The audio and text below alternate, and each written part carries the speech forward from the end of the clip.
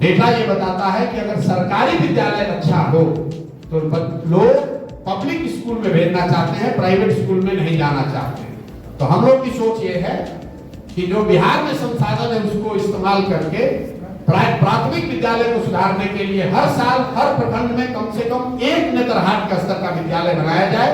तो सरकारी मास्टर है उसका महीना है 50,000 और जो प्राइवेट स्कूल में पढ़ा रहा है उसका महीना है 10,000। तो जो सरकार स्कूल चलाती है वो फ्री में नहीं चलता, उसको चलाने में 50,000 करोड़ रुपया साल का लग रहा है। अगर उसका एक पोर्शन निकाल लिया जाए तो लाखों बच्चों को वो कूपन सिस्टम दिया जा सकता है, जहां प्राइवेट स्कूल में रेगुलेटेड फीस दिया जाए, बजट है उसका 1/3 पैसा ये नई शिक्षा व्यवस्था बनाने में लगाया जाए। मतलब हर प्रखंड में हर साल एक नेतरहाट के स्तर का विद्यालय बनाया जाए, ताकि अगले 5 साल में कम से कम 5 विद्यालय हर प्रखंड में बन जाए, ताकि हर बच्चा स्कूल तक पहुंच सके। शहरों में ऑलरेडी ये हो रहा है। आपके घर के बगल में अच्छा स्कूल नहीं है, पूर्णिया में जो सबसे अच्छा स्कूल है संभव है कि यहाँ से 20 किलोमीटर या 15 किलोमीटर की दूरी पर है, लेकिन आप अपने बच्चे को गाड़ी से या स्कूल बस से या साइकिल से, रिक्शा से, ऑटो से वहां भेज रहे हैं। ग्रामीण क्षेत्र में ये गलती है कि आप चाह रहे हैं कि हर गांव में स्कूल बना दें, जबकि अगर आप जीआईएस की मैपिंग कीजिएगा, किस जीआईएस से किसी प्रखंड का मैपिंग कर लीजिए, 5 स्ट्रेटेजिक लोकेशन चुन लीजिए, सारे गांव को 20 मिनट में वहां से कनेक्ट किया जा सकता है। तो हम लोग की सोच ये है कि जो बिहार में संसाधन है उसको इस्तेमाल करके प्राथमिक विद्यालय को सुधारने के लिए हर साल हर प्रखंड में कम से कम एक नेतरहाट का स्तर का विद्यालय बनाया जाए। एक नेतरहाट का विद्यालय से 1500 से ज्यादा आईएएस आईपीएस बने। आप समझिए कि अगर पूरे बिहार में हर प्रखंड में 5 ऐसे विद्यालय हो तो कितने लोगों का जीवन सुधर सकता है। तो शिक्षा को लेकर हम लोग की सोच ये है, अगर आप इसको देखना समझना चाहते हैं तो फिनलैंड का जाकर देखिए। Finland is today rated as number 1 in the world. PISA की जो रैंकिंग आती है, जो एजुकेशन व्यवस्था का रैंकिंग होता है दुनिया भर में, उसमें नंबर 1 पर है फिनलैंड। वहां पर यह व्यवस्था लागू है। कई स्कैंडिनेवियन कंट्री में यह व्यवस्था लागू है। इसके साथ एक बात हम लोग और कह रहे हैं, 5 वर्ष हमको लगेगा, जन सुराज को लगेगा ये व्यवस्था बनाने में। अभी जो बच्चा है उसका क्या होगा, उसके लिए हम लोग कह रहे हैं कि भाई साहब ने जो कहा 75 और 60 और 75 की बात नहीं कर रहे। हम लोग ये कह रहे हैं कि जब तक सरकारी व्यवस्था न सुधरे तब तक पेरेंट्स को ये ऑप्शन होना चाहिए, गरीब पेरेंट्स को, कि अगर आप चाहें तो अपने बच्चे को प्राइवेट स्कूल में भेजिए, उसका फीस सरकार भरेगी। कुछ लोग तुरंत कहेगा भाई तो सब आदमी प्राइवेट में जाना चाहेगा, नहीं जाना चाहेगा। अमेरिका के कई राज्यों में यह व्यवस्था लागू है। अगर आपको कोई कह दे कि भाई पटना मेडिकल कॉलेज में एडमिशन होगा, प्राइवेट मेडिकल कॉलेज में कहां पढ़ाओगे अपने बच्चे को, तो तुरंत लोग कहेगा पटना मेडिकल कॉलेज में पढ़ाएंगे। अगर आपको कहा जाए आईआईटी में पढ़ोगे कि प्राइवेट इंजीनियरिंग कॉलेज में पढ़ोगे, 60% लोग कहेगा नहीं, हम अपने बच्चे को आईआईटी में पढ़ाना चाहते हैं। डेटा ये बताता है कि अगर सरकारी विद्यालय अच्छा हो तो लोग पब्लिक स्कूल में भेजना चाहते हैं, प्राइवेट स्कूल में नहीं जाना चाहते हैं। ये पूरे दुनिया का डेटा है। तो हम लोग ये चाहते हैं कि जो पब्लिक सेक्टर का जो एजुकेशन सिस्टम है उसको सुधारा जाए, और साथ में लोगों को ये कूपन, ये विकल्प दिया जाए कि अगर आप चाहें तो जब तक पब्लिक स्कूल नहीं सुधरेगा तब तक अपने बच्चे को आप प्राइवेट में भेज सकते हैं। एक अंतिम बात, कुछ लोगों को लगेगा भाई पैसा बहुत लग जाएगा। बिल्कुल पैसा कम लगेगा, क्योंकि सरकारी विद्यालय को रन करना प्राइवेट स्कूल में फीस देने के मुकाबले ज्यादा महंगा है। बोलचाल की भाषा में समझिए, जो सरकारी मास्टर है उसका महीना है 50,000 और जो प्राइवेट स्कूल में पढ़ा रहा है उसका महीना है 10,000। तो जो सरकार स्कूल चलाती है वो फ्री में नहीं चलता, उसको चलाने में 50,000 करोड़ रुपया साल का लग रहा है। अगर उसका एक पोर्शन निकाल लिया जाए तो लाखों बच्चों को वो कूपन सिस्टम दिया जा सकता है, जहां प्राइवेट स्कूल में रेगुलेटेड फीस दिया जाए। तो जो मिक्स है कि अच्छे, बहुत अच्छे स्कूल, सरकारी स्कूल जो बने वो बहुत अच्छा बने। ये रूटीन स्कूल को बंद करना चाहते हैं, और बाकी लोगों को हम चाहते हैं कि आप प्राइवेट स्कूल में जाइए। अगर बहुत अच्छा पब्लिक स्कूल नहीं है तो आप प्राइवेट स्कूल में पढ़ाइए। दूसरी बात, आप आ जाइए बेरोजगारी पलायन पर। बहुत लोगों ने सवाल उस पर कहा, किसी ने इंडस्ट्री की बात कही, किसी ने डोमेसाइल की बात कही। फंडामेंटल बात समझिए, कि कैसे पूरे समाज को रोजगार दिया जा सकता है। जिसको भी लग रहा है कि सरकारी नौकरी से दिया जा सकता है, बिल्कुल इस चीज को दिमाग से हटा दीजिए। पूरे बिहार में 23.25 लाख लोग आज सरकारी नौकरी करते हैं। चपरासी से लेकर मुख्य सचिव तक सिर्फ 23.25 लाख लोग, मतलब 1.97% लोग ही सरकारी नौकरी आज करते हैं। तो किसी भी हालत में सरकारी नौकरी के जरिए समाज का कल्याण नहीं हो सकता है। पूरे इंडिया में 3% लोगों को सरकारी नौकरी है। तो किसी भी व्यवस्था को बना दीजिए, 98% आदमी को तो सरकारी नौकरी से लाभ नहीं होने वाला है। दूसरा, लोगों को लगता है कि भैया फैक्ट्री लगवा दीजिए, फैक्ट्री लगाकर भी आपको रोजगार नहीं मिल सकता। यहाँ पर जो लोग इकोनॉमिक्स को समझने वाले बैठे हैं, किसी भी अर्थव्यवस्था को 3 भाग में लोग बताते हैं। Agriculture is the primary sector, manufacturing is secondary sector और सर्विस सेक्टर जो है वो तीसरा सेक्टर। ये तीनों मिलाकर ही 100% समाज की इकोनॉमी की परिकल्पना है। एग्रीकल्चर और मैन्युफैक्चरिंग दोनों मिलाकर ही 35% होता है। छोटे उद्योग, बड़े उद्योग, कुटीर उद्योग सब जोड़ दीजिएगा, पूरी कृषि जोड़ दीजिएगा तो 35% ही होता है। देश के स्तर पर भी और बिहार में भी 65% इकोनॉमी जो है वो सर्विस सेक्टर का है। होटल है, रेस्टोरेंट है, स्कूल है, अस्पताल है, टैक्सी है, जो पूरा सर्विस सेक्टर है। जब तक उसको नहीं सुधारा जाएगा, जब तक कंजम्पशन नहीं यहाँ होगा, तब तक लोगों को रोजगार नहीं मिल सकता है। जन स्वराज क्या कह रहा है इसके लिए? इसके लिए जन स्वराज ये कह रहा है कि 15 साल से 50 साल की उम्र के हर व्यक्ति के हाथ में पूंजी उपलब्ध कराया जाए, ताकि लोग कुछ न कुछ स्वरोजगार कर सके। कैसे होगा ये आपको बस अंतिम 2 मिनट में बताएंगे, फिर आपकी छुट्टी है। पहले आप समझिए कि देश का सबसे कैपिटल स्टार्व स्टेट है बिहार। यहाँ पर लोगों के पास पैसा ही नहीं, किसी के पास पैसा नहीं। यहाँ पर बिहार में लोगों के पास पैसा नहीं। क्यों नहीं है? इसलिए नहीं है कि कैपिटल के 2 स्रोत हैं। लोग समाज में पूंजी आता कहां से है? एक पूंजी का स्रोत है जो पैसा आप कमाते हैं, खर्चा के बाद जो बच गया वो आपका पूंजी हुआ। और दूसरा पूंजी का स्रोत है बैंकों से आप जो कर्ज लेते हैं, बोरोड कैपिटल। तो प्रति व्यक्ति आय बिहार में है करीब 34,000 रुपया। अगर पटना और बेगूसराय, मुंगेर 3 जिला को हटा दीजिएगा तो प्रति व्यक्ति आय बिहार में है करीब 24,000 रुपया। जब 24,000 रुपया ही आपकी प्रति व्यक्ति आय है, तो फिर अगेन डेटा ये बताता है कि अगर आप $2 से कम कमाते हैं तो 90% से ज्यादा आप सिर्फ खाने और अपने सर्वाइवल पर खर्च करते हैं। आप उससे ज्यादा कुछ नहीं कर सकते। बिहार में 100 में 80 आदमी दिन में 100 रुपया भी नहीं कमा रहा है। कई लोगों को लगता है कैसे संभव है, मजदूर को तो हम 300 देते हैं। अरे नहीं, अगर आप मजदूर को 300 दे रहे हैं तो मजदूर के घर में उसकी पत्नी भी है, उसके 2 बच्चे भी हैं, तो उसको तो 300 का भागा 4 कर दीजिए तो 75 रुपया ही हुआ। वो भी उसको 30 दिन रोजगार नहीं मिला, 15 ही दिन मिला तो उसको 30 ही रुपया हुआ। तो बिहार में 100 में 80 आदमी दिन में 100 रुपया नहीं कमा रहा है, तो जो भी कमाता है उसे खाने और कपड़ा और दवाई पे खर्च करता है, इसलिए उसके पास पूंजी है नहीं।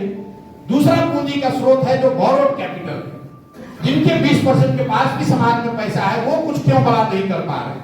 क्योंकि यहाँ पर बैंकों से लोन नहीं मिलता है। बैंक के साथ बैठे हुए हैं, एक यहाँ रेशियो है आरबीआई देश में जारी करता है, जिसको कहते हैं क्रेडिट डिपॉजिट रेशियो, जो ये बताता है कि समाज में पूंजी की उपलब्धता कितनी है। बैंकों के पास ये स्टैट्यूटरी गाइडलाइंस है कि जो पैसा आप और हम बैंक में रखते हैं उसका 70% पैसा उनको लोन के तौर पर समाज को वापस देना है। चाहे घर बनाइए आप उससे, गाड़ी खरीदिए, बिजनेस कीजिए, जो भी कीजिए, वो पैसा बैंक को देना है। और इस आंकड़े को कहते हैं सीडी रेशियो, जो आरबीआई हर 15 दिन पर जारी करता है। देश के स्तर पर अभी सीडी रेशियो है करीब 74%। मतलब पूरे इंडिया के लोगों ने बैंकों में जो अगर 100 रुपया रखा तो बैंकों ने 74 रुपया लोन दिया। बिहार में सीडी रेशियो कितना है? बिहार में सीडी रेशियो है 40%।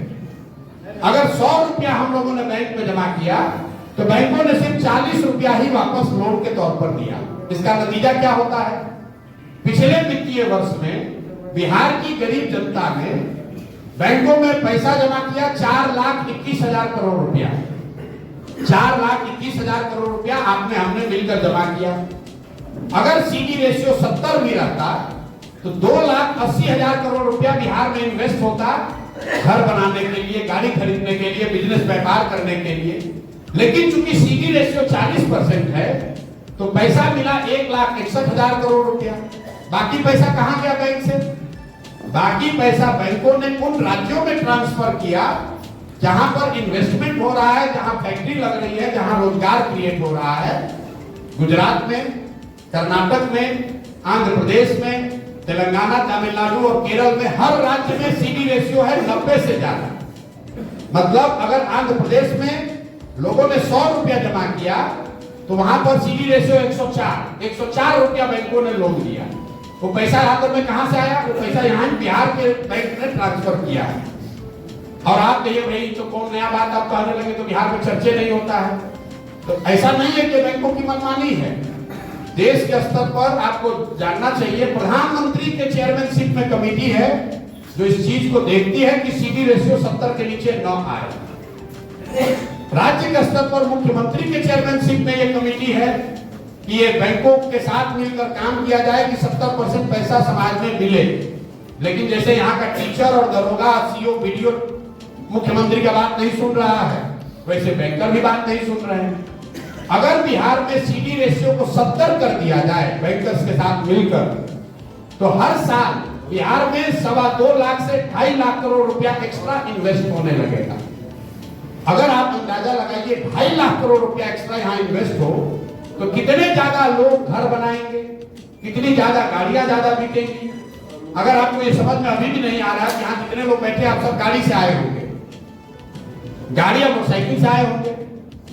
100 में 90 गाड़ी और मोटरसाइकिल बैंक से फिनांस है। अगर बैंक से लोन न मिले तो आपको गाड़ी खरीदने में आधे लोग कहेंगे भैया थोड़ा बात तो खरीदेंगे। अगर कंजम्पशन बढ़ाना है तो पूंजी उपलब्ध होना चाहिए।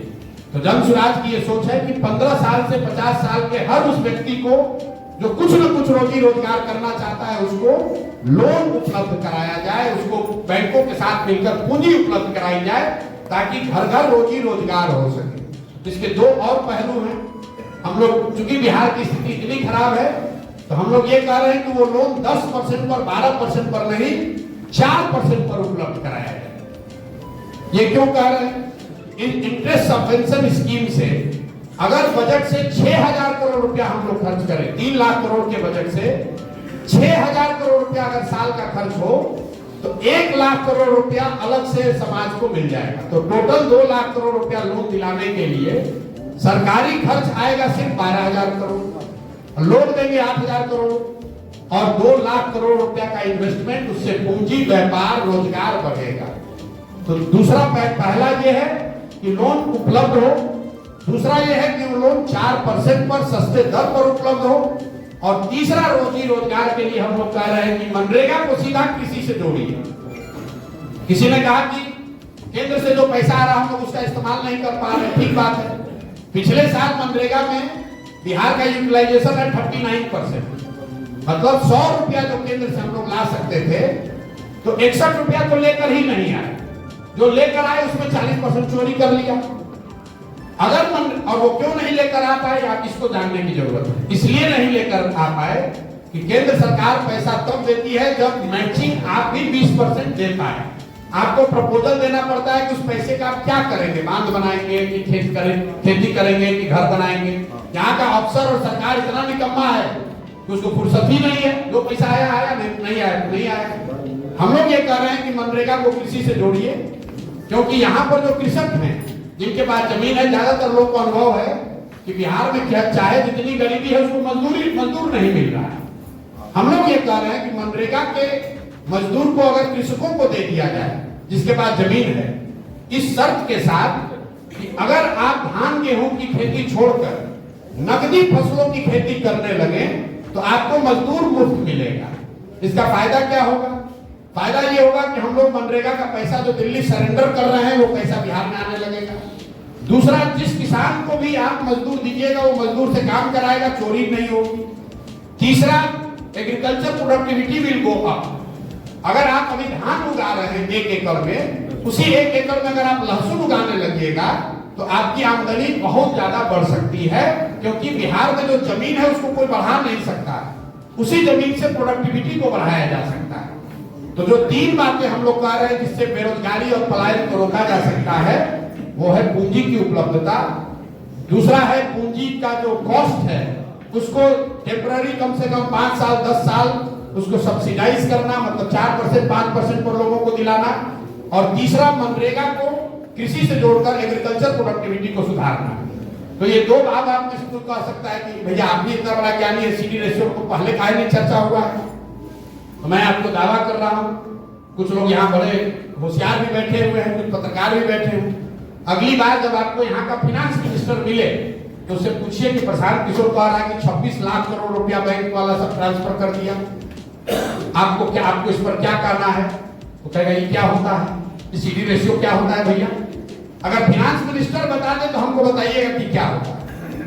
कोई पत्रकार अगर सवाल पूछा हो तो हमको दिखा दीजिए फुटेज के पिछला 10 साल में कोई पूछा भी हो कि भाई ये 2 लाख करोड़ रुपया हर साल बिहार से जा रहा है वापस बाहर, इसके रोकने के लिए क्या कर रहे हो? तो अगर आप बेवकूफों की जमात बनकर रहिएगा, बेवकूफ आदमी को ही राजा बनाइएगा, जो फाइनेंस मिनिस्टर है उसको एफ की जानकारी नहीं है और फाइनेंस मिनिस्टर है, तो यही दुर्दशा होगी। और ये सारा ज्ञान हमारे पास नहीं है, बिहार के हजारों लोग पूरे दुनिया में एक से एक विद्वान लोग बैठे जो ये मदद कर रहे हैं, जो बता रहे हैं। आप रघुराम राजन का नाम जानते हैं, आपको लगता है बहुत बड़े इकोनॉमिस्ट है, आपको ये नहीं मालूम है इसी बिहार की प्राची मिश्रा एक लड़की है जो उनसे बराबर किया, उनसे बेहतर इकोनॉमिस्ट, जो बिहार की लड़की है, यहीं के डॉक्टर की लड़की है।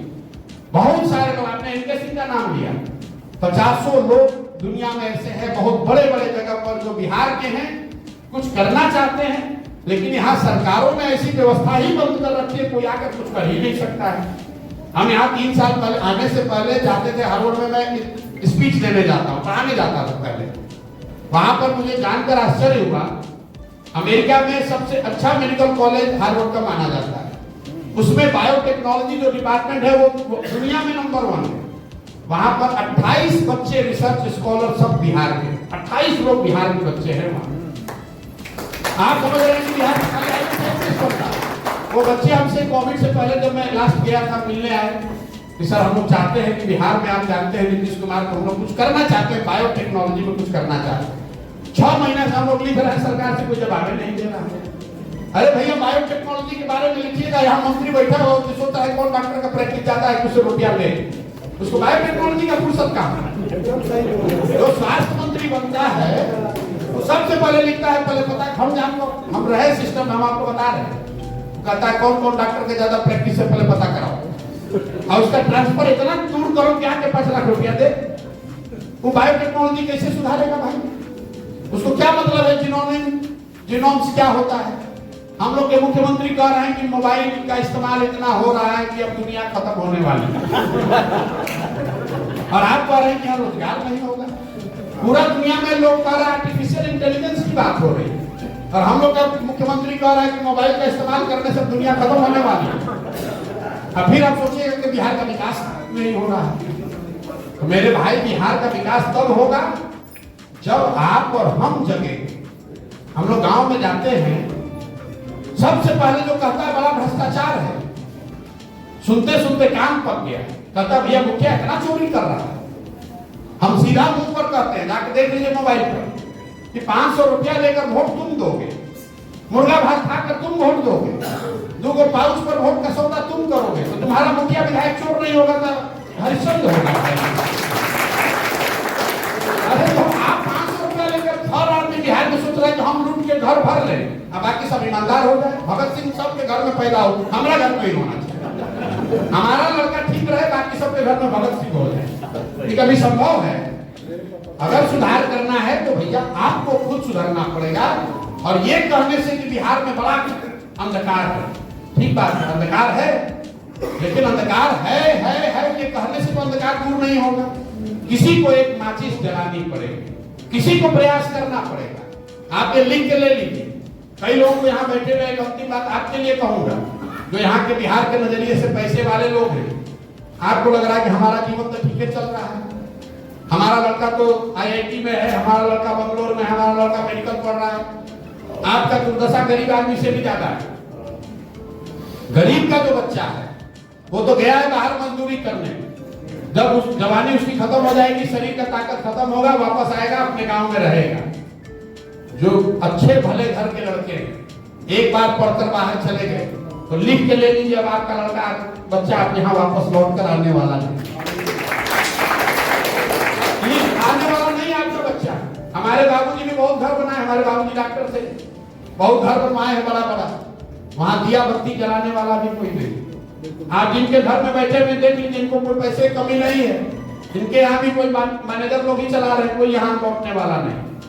अगर आपका लड़का बहुत काबिल है, आप बुढ़ापा में भगवान न करे बीमार पड़ जाइएगा तो दिल्ली बंगलोर के किसी फ्लैट में आपका जीवन बीतने वाला है।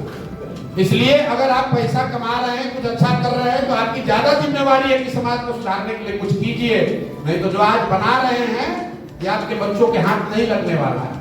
हम लोग सेकेंड जनरेशन है, बाबूजी कमाए हैं तो अभी फिर भी दर्द है, नहीं बेच रहे हैं, बना नहीं रहे हैं, घर ढिमला रहा है लेकिन बेच नहीं रहे हैं। हमारा लड़का जो कभी बिहार आया ही नहीं, जानता ही नहीं है कि पूर्णिया कहाँ है, सासाराम कहाँ है, वहीं अमेरिका में बैठे बैठे बेच देगा कि 20 करोड़ रुपया मिल रहा है, चलो हटाओ किनारे, तो क्या करना है। इसलिए अगर आप अपने को प्रबुद्ध मानते हैं, पैसे वाला मानते हैं, तो कुछ समाज के लिए कीजिए, क्योंकि अगर नहीं कीजिएगा बिहार डूबेगा, जहाज डूबेगा तो उस पर बैठा हुआ आदमी डूबेगा। ये मत समझिए कि हम बच जाएंगे, कोई नहीं बचने वाला। अंतिम बात, प्रयास हम करें या आप करें, प्रयास आज हो या 20 वर्ष के बाद हो, करना तो किसी न किसी बिहार के ही आदमी को पड़ेगा। कोई तमिलनाडु से आकर सुधारने वाला नहीं है। तय आप कर लीजिए कि आपको सुधार करना है कि नहीं करना है, और बिल्कुल सुधार किया जा सकता है। साइंस कहता है कि सिर्फ किसी भी समाज को बदलने के लिए 3% लोगों को एकाग्र होकर एक मत होना है। 3% लोग किसी भी समाज को बदल सकते हैं। ये मानव सभ्यता का डेटा बता रहा है। पिछले 2000-3000 साल में जिस भी समाज में 3% लोग इकट्ठा हो गए किसी आइडिया के पीछे, उन्होंने समाज को पलट दिया। आप सोच रहे हैं कि समाज में अंतिम आदमी जनसुराज से जब जुड़ेगा तब बिहार सुधरेगा। जब भी आपको लगे कि भैया हम तो गांव में जाते आधा आदमी जनसुराज नहीं जानता है, तो जरा याद कीजिए कि जब 15 अगस्त 1947 जब देश आजाद हुआ, आजादी से बढ़ के तो कोई चीज नहीं है। उस दिन भी अंग्रेज कम से कम आधे भारतीय अंग्रेजों के पेरोल पर नौकरी कर रहे थे कि नहीं कर रहे थे? उस दिन भी अंग्रेजों के नौकर थे कि नहीं थे? जब जान रहे कि हार गया चला जा रहा है, उस दिन भी अंग्रेजों के यहाँ नौकरी कर रहे थे, उस दिन भी अंग्रेजों को कहने पर गोली चला रहे थे। तो 100% आदमी समाज में नहीं सुधर सकता है। आप अपना देखिए, आप सुधरिए, अपने साथ कितने लोगों को सुधारना चाहते हैं वो सुधारिए। 10 में 3 आदमी भी अगर मान जाए तो व्यवस्था परिवर्तन होना ही होना है। मोदी जी को कितना वोट दिए मिला? 31%। 31% का मतलब क्या हुआ? 10 में 3। 10 में 3 आदमी अगर आपको वोट दे रहा है तो आप चुनाव जीत जाइएगा। 2014 में मोदी जी के जो आपको आंधी दिखता है उसको 10 में 3 आदमी उनको वोट दिया था। 2019 में 10 में 3.5 आदमी, 3.5 आदमी वोट दिया था। तो इस चक्कर में मत पड़िए कि एक एक आदमी जानेगा तब जगेगा। आप जगिए, आपके साथ जो लोग जुड़े हैं उनको जगाइए और बिहार को सुधारने में कुछ योगदान कीजिए। अच्छा लगे तो ठीक है, अनंत एक्सपायरी दवा खाते रहिए, मजा लेते रहिए। बहुत बहुत